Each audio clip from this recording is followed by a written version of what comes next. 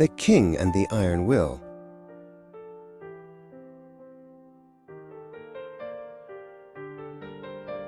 In the winter of 1649, London was a city of whispers and shadows.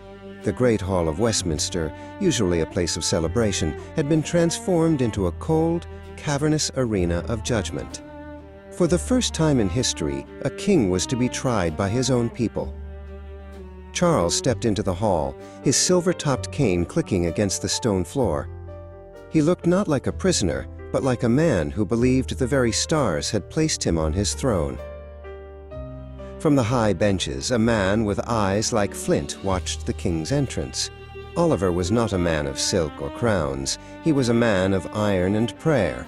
To him, Charles was not a divinely appointed ruler, but a roadblock to the soul of the nation.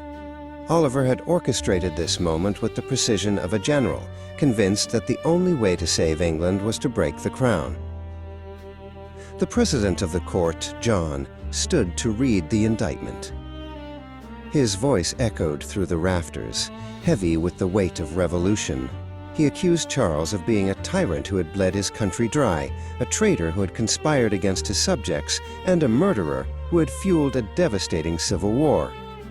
He called the king a public enemy to the Commonwealth of England. Charles did not flinch. Throughout the reading, he remained seated in his crimson velvet chair, his head held high. In a final act of silent defiance, he refused to remove his hat. To do so would be to acknowledge that the men sitting in judgment over him had the legal right to be there. To Charles, there was no power on earth above a king, and this court was nothing more than a gathering of rebels. The air in the courtroom grew thick with tension. Behind the scenes, the consensus was fracturing. Oliver found one of the judges, Silas, trembling in a side chamber. Silas feared that killing a king would bring a curse upon the land. Oliver gripped the man's shoulder, his voice a low, terrifying growl. "We will cut off his head with the crown upon it," Oliver insisted, pushing Silas back toward the courtroom. When it was his turn to speak, Charles did not beg for mercy. Instead, he attacked the very foundation of the trial. "I would know by what power I am called hither," he demanded. He spoke of the law of the land and the rights of the people, arguing that if a king could be discarded so easily, no man's life or property would ever be safe again. His defense was sharp, logical, and dangerously persuasive. John grew frustrated as the king's questions went unanswered. "The court is satisfied of its authority," John barked, his face reddening.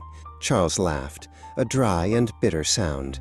"It is not a slight business you are about," the king warned. The two men locked eyes, one representing the old world of divine right, the other the new world of parliamentary power. The tension was a physical weight between them. As the trial reached its final hours, Oliver paced the narrow corridors behind the hall. He knew the numbers were dangerously close. Many of the commissioners had fled, terrified of the consequences. He needed every signature he could get on the death warrant. He dipped a pen in ink, his own fingers stained black, and stared at the list of names, calculating the cost of a republic. The verdict was finally ready. The hall fell into a deathly silence as John prepared to announce the result. The judges had voted, and the margin was razor-thin. By the weight of just a single vote, the final push Oliver had fought so hard to secure, the decision was made. The king was found guilty. The sentence was death by decapitation. Charles heard the sentence with a calm that unsettled his enemies. He rose for the last time, his dignity unbroken even as the guards moved in to lead him away. He had lost his crown and his life, but in his final moments of defiance, he had forced his captors to look him in the eye. The era of kings was ending, and the era of the Iron Will had begun.